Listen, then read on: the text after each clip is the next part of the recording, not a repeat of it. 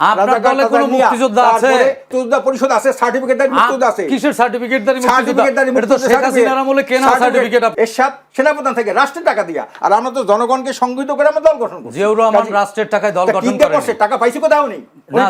উনি তখন সেনাপ্রধান ছিলেন। জিয়াউর রহমানের দল গঠনে টাকা লাগেনি। ওখান থেকে সব সুবিধা পাবে। আচ্ছা, রাজাকারকে জেনে শুনে কথা বলবেন, অর্ধশিক্ষিতের মতো কথা বলবেন।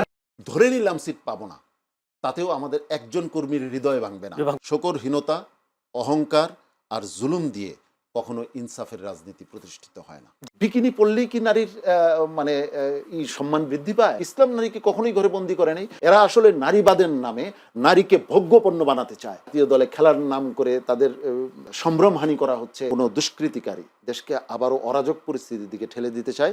ইসলামী আন্দোলন বাংলাদেশের নেতা কর্মীরা সবসময় সতর্ক। জামাতে ইসলামীর বক্তব্যের ব্যাপারে বিএনপির যে সমালোচনা, সেটার জবাব জামাতে ইসলামীর দেওয়া উচিত। এই সম্মেলনগুলোতে তো আপনারা থাকেন, সেটা হচ্ছে আমরা ওই সুনির্দিষ্ট ইস্যুর ব্যাপারে আমরা থাকি। তাদের সম্পূর্ণ লায়াবিলিটিস আমাদের না, আমাদের লায়াবিলিটিসও তাদের না। তবে আমি বলি, এখানে যে বিষয়টির দিকে ইঙ্গিত করা হচ্ছে যে জান্নাতের টিকিট বিক্রি করা, এটা যদি কেউ করে থাকে এটা নিশ্চয়ই অন্যায় এবং ঠিক নয়। তবে একটু ভিন্ন দিকে ভাবলে, জান্নাত কিভাবে পাওয়া যাবে, জাহান্নাম কিভাবে পাওয়া যাবে, এই দুইটার অস্পষ্ট তো নয়, স্পষ্ট, স্বচ্ছ। এবং আল্লাহ রাব্বুল আলামিন বলেছেন, মানুষের উপরে তিনি কিছু জোর করে চাপিয়ে দেন না, মানুষের কাছে সব স্পষ্ট করে আইন চাপিয়ে দিয়ে। অনেক সময় রাষ্ট্রের একটা নাগরিক আইন জানে না, কিন্তু তাকে আইনের জন্য দিতে হয়, কি বলে, আইন লঙ্ঘন করার দায়ে তাকে মানে শাস্তি পেতে হয়। কিন্তু আল্লাহর প্রতিটা আইন স্বচ্ছ এবং পরিষ্কার।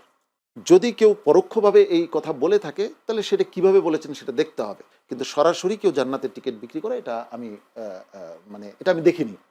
অতএব কারো মুখের কথায় আমি এটা বিশ্বাস করতে চাই না।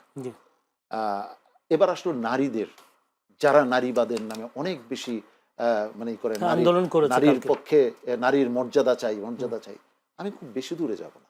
নারীদের ক্রিকেটে নারীর এখন যে অবস্থা, এটা কি নারীর মর্যাদা অনেক বৃদ্ধি করেছে?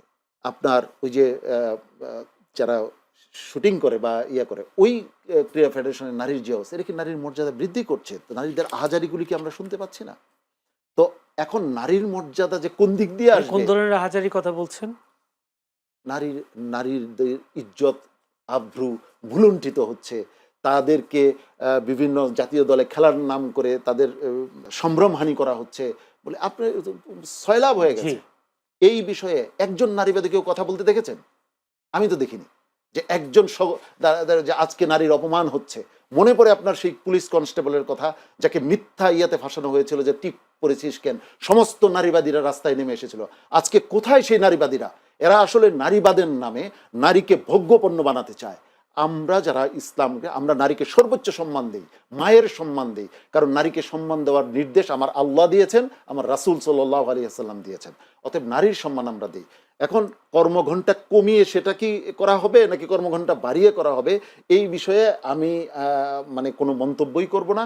এটা একান্তই তাদের বিষয়, এটা কারো সমালোচনা থাকতে পারে। আপনারা কিভাবে সম্মান দিতে চান? আমরা নারীকে সম্মান দিতে চাই, নারীর ঘরে বন্দি করে নাকি? প্রশ্নই আসে না। ইসলাম নারীকে কখনোই ঘরে বন্দী করে নেই, নারীর নিরাপত্তার শতভাগ নিশ্চয়তা দিয়ে। এটা হচ্ছে আমরা নারীকে সম্মান দিতে চাই। এখন শতভাগ নারীর নিশ্চয়তা, কোন এক্সাম্পল কি আপনাদের আছে? মানে এখন বর্তমান যুগে যখন জামায়াতের বিভিন্ন প্রতিষ্ঠান আছে, সেখানে তো নারীরা কাজ করে, কিন্তু সেখানে তারা 5 ঘন্টা করে দেয়নি জামাত। সেটাই। কিন্তু আপনাদের কোন এক্সাম্পল আছে কিনা? আপনাদের দলে কোন এক্সাম্পল আছে কিনা যে নারীদেরকে আপনারা নিরাপত্তা দিচ্ছেন বিভিন্ন প্রতিষ্ঠানে? না, দেখুন, নারীর যে নিরাপত্তার বিষয়টা, নাগরিকের নিরাপত্তার বিষয়টা, এটা কোনো রাজনৈতিক দল দিতে পারবে না, কোনো সামাজিক সংগঠন দিতে পারবে না। এটা অবশ্যই রাষ্ট্র ক্ষমতায় যেতে হবে। অতএব সেই দৃষ্টান্ত যদি আপনি আমাদেরকে চান, তাহলে সেই আমি একটা নিরাপদ দিতে পারি। আমরা আমাদের পরিবারকে, আলহামদুলিল্লাহ, এটা আল্লাহর শুকরিয়া, আমাদের মেয়েকে, আমাদের স্ত্রীকে আমরা এইভাবে গড়ে তুলি, তারা যখন রাস্তায় বের হয় তার নিরাপত্তা নিশ্চিতের ব্যাপারে তাকে আমরা শতভাগ আত্মবিশ্বাসী করি। এবং তাকে যদি কেউ টিজ করতে আসে, সে তার উপযুক্ত জবাব পাবে। কেন? সে জানে যে ইসলাম তাকে কি কি মর্যাদা দিয়েছে, কি সুরক্ষা কবচ দিয়েছে, এই বিষয়গুলি তার জানা আছে। এখন নারীকে যদি একেবারে মানে যেটা নারীবাদীরা বলেন, নারী, আজকে দেখলাম বিকিনি পড়লেই কি নারীর মানে সম্মান বৃদ্ধি পায় বা নারীর উন্নতি হয়, আমি জানি না, হতে পারে, যদি কারো এটাই হয় এখন বা এই জাতীয়, আমরা তো এটা মনে করি না। আমরা মনে করি নারী তার অনুযায়ী, তার রুচি অনুযায়ী সে শালীন পোশাক পরবে। যেমন আমরা পুরুষরা শালীন পোশাক, সবাই আমরা শালীন পোশাক পরি। একটা লোক যদি রাস্তায় উলঙ্গ অবস্থায় চলতে থাকে, পুরুষ মানুষই হোক, অন্যরা কিন্তু তাকে বলবে যে এটা তুমি কি করছো। কেন? এটাই আমাদের সামাজিক শিক্ষা। এটা শুধু ইসলামের নয়, এটা এখানে হাজার বছরের মানে লালিত সংস্কৃতি। আপনি গ্রামে এখনো গেলে দেখবেন এটা কি বাঙালি সংস্কৃতি নয় যে আপনি যাচ্ছেন, নারী তার ঘুমটাটাকে আড়াল করে নিচ্ছে। এটাই তোমার বাঙালি সংস্কৃতি। এটার থেকে বের করে যারা ওয়েস্টার্ন কালচারে আমাদের অভ্যস্ত করতে চাচ্ছে, তারা মূলত নারীকে ভোগ্যপণ্য হিসাবে রূপায়িত করে, নারীকে ভোগ করতে চায়, নারীকে লুট করতে চায়। অতএব নারীর ওই সম্ভ্রম লুট হোক, আমার বোনের সম্ভ্রম লুট হোক, তার মানে সম্মানের বিনিময়ে তাকে খুদ ধরিয়ে দেওয়া হোক, এটা আমরা চাই না। জি, কালকের রায় ঘিরে আপনাদের অবস্থানটা কি, আপনাদের সিদ্ধান্তটা কি? কালকের রায় তো সরকার দিবে এবং আমরা আশা করছি যে আমরা এর আগের বার তো ছিলাম, সরকার আমাদের আহ্বান জানানোর আগেও আমরা কিন্তু সারা দেশে আমরা আমাদের সতর্ক অবস্থান রেখেছিলাম। আগামীকালও আমরা সতর্ক অবস্থায় থাকব। যদি কোনো দুষ্কৃতিকারী দেশকে আবারও অরাজক পরিস্থিতির দিকে ঠেলে দিতে চায়, ইসলামী আন্দোলন বাংলাদেশের নেতা কর্মীরা সবসময় সতর্ক। আমাদের আমিরের নির্দেশ পাওয়া মাত্রই আমরা তাদের বিরুদ্ধে দুর্বার প্রতিরোধ করে তুলবে। এরশাদ সেনাপ্রধান থেকে রাষ্ট্রের টাকা দিয়া, আর আমরা তো জনগণকে সংগঠিত করে আমরা দল গঠন করছি। জিয়াউর রহমান রাষ্ট্রের টাকায় দল গঠন করেন। টাকা পাইছে কোথাও নেই। উনি তখন সেনাপ্রধান ছিলেন। জিয়াউর রহমানের দল গঠনের টাকা লাগেনি। ওখান থেকে সব সুবিধা পাবে। আচ্ছা, রাজাকারকে জেনে শুনে কথা বলবেন, অর্ধশিক্ষিতের মতো কথা বলবেন না। রাজাকারকে নিয়ে, রাজাকার আব্দুর রহমান বিশ্বাসকে রাষ্ট্রপতি বানাইছে। শাহজিজ একজন রাজাকার, তাকে উনি প্রধানমন্ত্রী বানাইছে। আব্দুল আলিম একজন রাজাকার, তাকে উনি মন্ত্রী বানাইছে। জামাত রাজাকার, মানবাধিকার অপরাধী, তাকে নিয়ে মন্ত্রী বানিয়া তাদের স্বাধীনতা দেশের পতাকা তাদের উপর। সেই জামাত রাজাকারের সাথে তো এখন আপনারা যুগপৎ লোক ছিল না। সে এইভাবে সুবিধাবাদীদেরকে নিয়ে, তারপরে এদেরকে নিয়ে একটা প্রশ্ন করছে, আপনার দলে কোনো আপনার দলে কোনো মুক্তিযোদ্ধা আছে? মুক্তিযোদ্ধা পরিষদ আছে, সার্টিফিকেটদারি মুক্তিযোদ্ধা আছে। কিসের সার্টিফিকেটদারি মুক্তিযোদ্ধা? এটা তো শেখ হাসিনার আমলে কেনা সার্টিফিকেট আপনাদের। কিসের সার্টিফিকেট? এইসব মিথ্যা কথা বলেন। কোথায় যুদ্ধ করেছেন আপনারা? এইখানে এর সাথে বসা যায় না। না না, আপনার সাথে বসা যায় না। আপনি তো মূর্খ রাজনীতিবিদ। আপনি মূর্খ রাজনীতিবিদ। আপনি অপদার্থ, অসভ্য, আপনি অসভ্যতা করছেন, আপনি অসভ্যতা করছেন, আপনি বেয়াদবি করছেন, শিষ্টাচার আপনি বেয়াদবি করছেন, অসভ্য আপনি। আপনি মূর্খ লোক। সালে নির্বাচন দেওয়া হয়, ওনার মূর্খ লোক। মানহানি মামলা করবে। আপনি মানহানি মামলা করেন, আপনার শেখ হাসিনার দালালি করেননি, আপনার দল শেখ হাসিনার দালালি করেনি। উনি একটা সাংবাদিক হয়েছে, বেহায়ার মতো কথা বলবেন উনি না। 14 সালে নির্বাচনে গেছি, একটা দলের মধ্যে মিথ্যা, উনি একটা সাংবাদিক, ওনার মধ্যে মানহানি দিকে না যাই আমরা। মানহানি মামলা করবে। আপনি একটা মূর্খ লোক, ওনার মধ্যে একটা অযাচিত লোক, আপনি মূর্খ, একটা মিথ্যাবাদী, মূর্খ, মূর্খ, আপনি মূর্খ। সাংবাদিকের নামে কলঙ্ক, এটা তো মূর্খ, চরম মূর্খ। ব্যক্তিগত আক্রমণে না যায়। আপনি তো ফ্যাসিস্টের দালাল, শেখ হাসিনার দালালি করে যায়। আপনার চরমোনাই পীর, শেখ হাসিনার দালালি করে যায়। 3 লাখ টাকায় আপনারা রাজনীতি করেছেন। আপনার কাছে হাত জোড় করছি, ব্যক্তিগত আক্রমণ করবেন না প্লিজ। আকন ভাই, ব্যক্তিগত আক্রমণ করবেন না প্লিজ। আর উনি অসভ্য, ব্যক্তিগতভাবে কিভাবে কথা বলে, কিভাবে কথা বলে প্লিজ সাইদ ভাই। একটা দলের পক্ষ থেকে একটা সাংবাদিকতা করে উনি, একটা দলের সাংবাদিক উনি। প্লিজ প্লিজ, আপনি কি দলের প্রতিনিধি, আপনি তো আওয়ামী লীগের দালাল, আপনার দল আপনি দলের কথা দালালি করেছেন। আপনি তো রাইট দালাল, জি, আমি রাইট দালাল, দিল্লির টাকায় চরমোনাই রাজনীতি করে। ভাই, আমি মনে হয় সাংবাদিক পকেটে থাকে তদন্ত। আপনার পকেট কত বড়? আপনার মতো সাংবাদিক যতদূর থাকে সাইদ ভাই প্লিজ প্লিজ, আপনাদের মতো প্লিজ।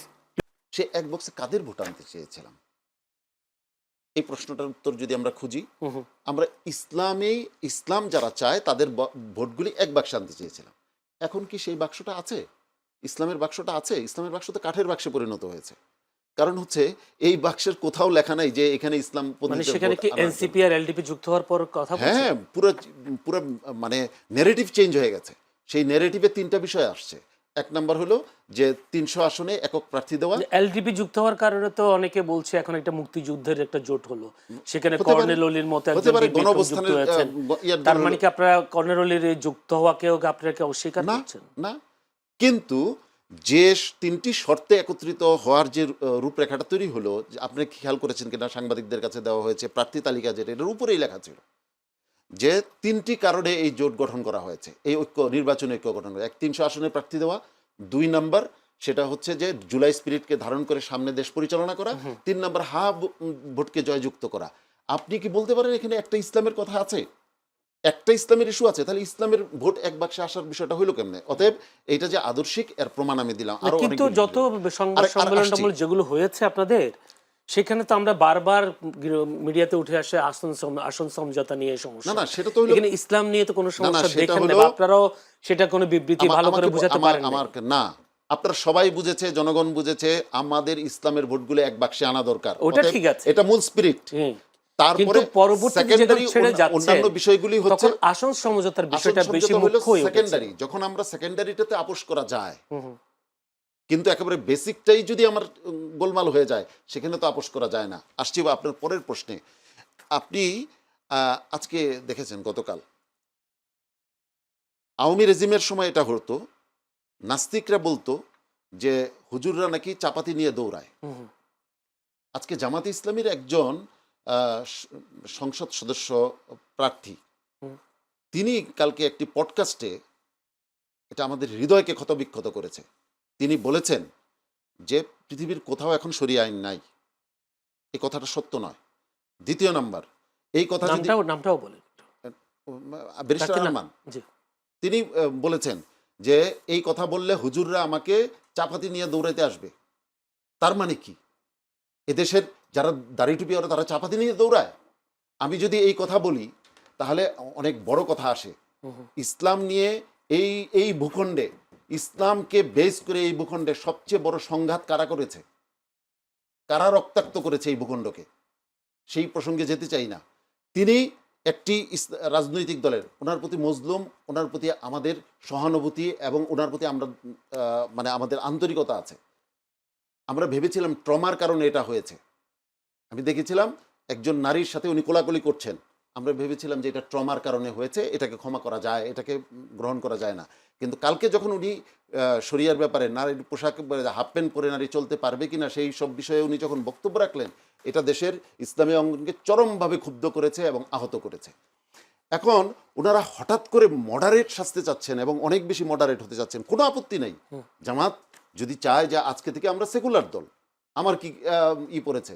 কিন্তু আপনি যদি ইসলামের কথা বলেন, আবার যদি একই সঙ্গে সেকুলার আচরণ করেন, তখন সেইখানে আপত্তিটা উত্থাপন করবেই ওলামায়ে কেরাম।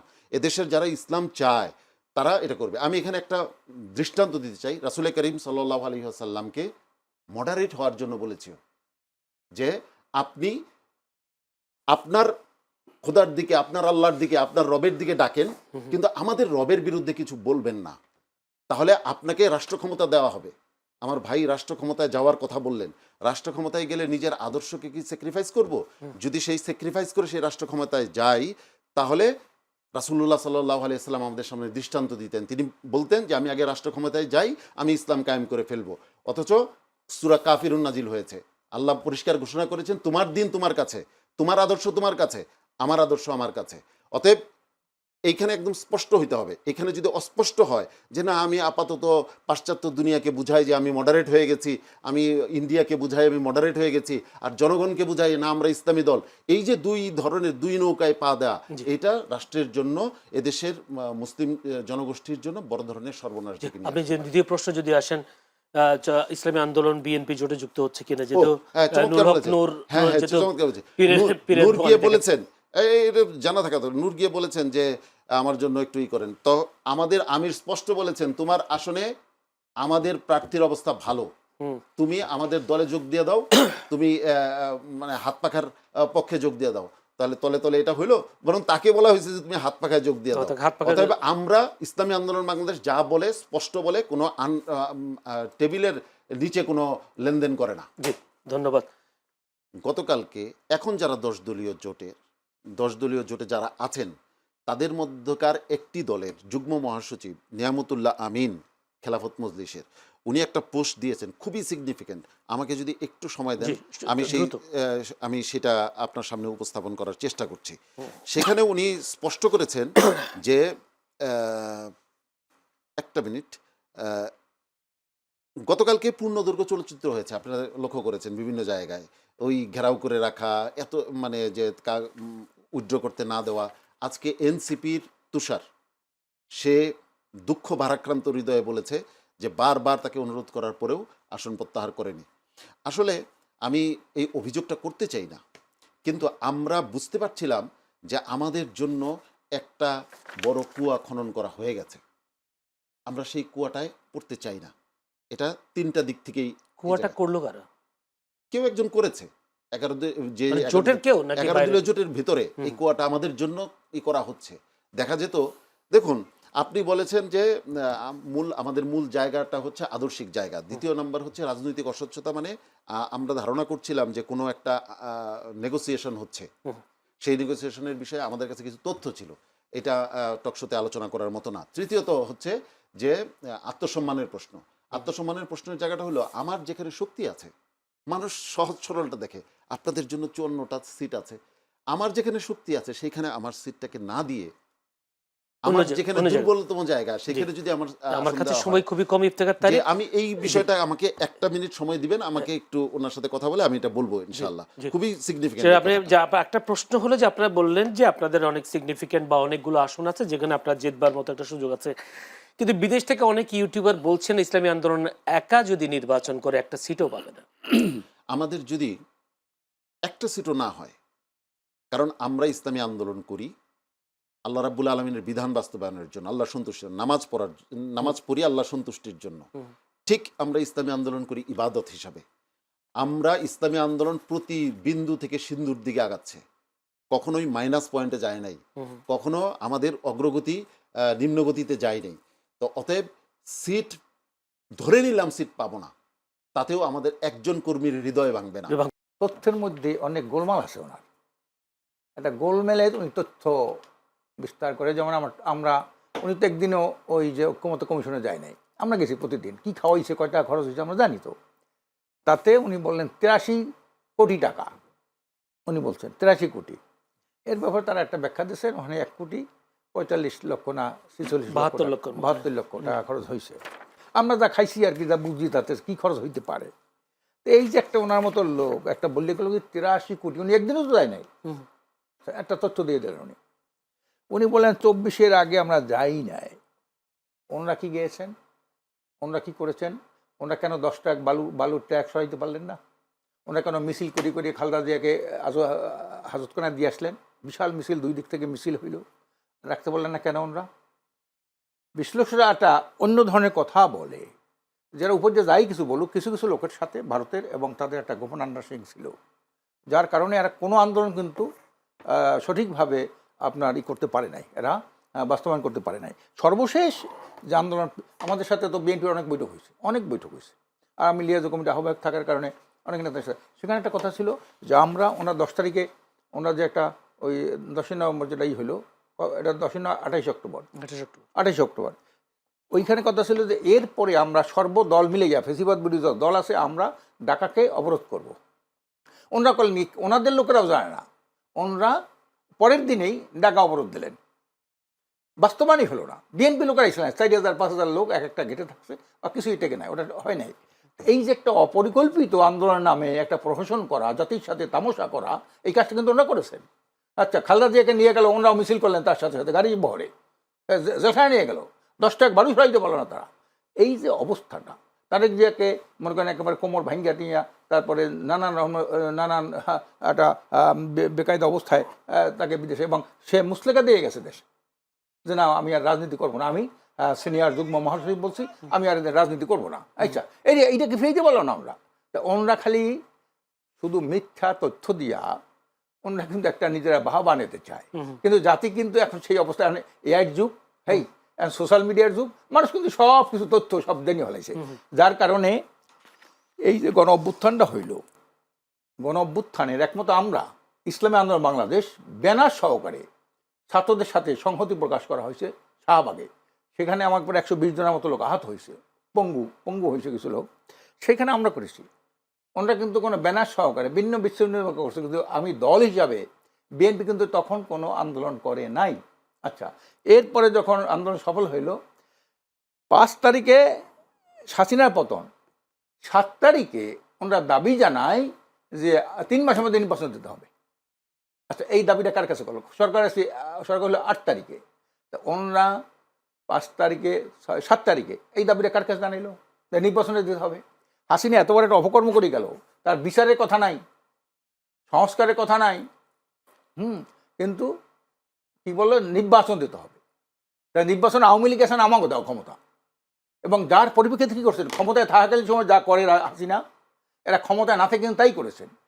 কি করেছে? এই যত চাঁদাবাজি, দখলবাজি, টেন্ডারবাজি, মিথ্যা মামলার সরাসরি দিয়ে টাকা, তাদের থেকে টাকা নেওয়া, আওয়ামী লীগের বিভিন্ন স্থাপনায় তাদের ওই যে কী বলে তাদের প্রভাব বিস্তার করা, বিভিন্ন মিডিয়ার সাথে তাদের প্রভাব বিস্তার করে এটাকে আংশিক বা পুরোপুরি তাদের নিয়ন্ত্রণে নেওয়া, এই কাজগুলো করেছেন তো ওরা, এটা তো পাবলিক জানেন তো ওইটা।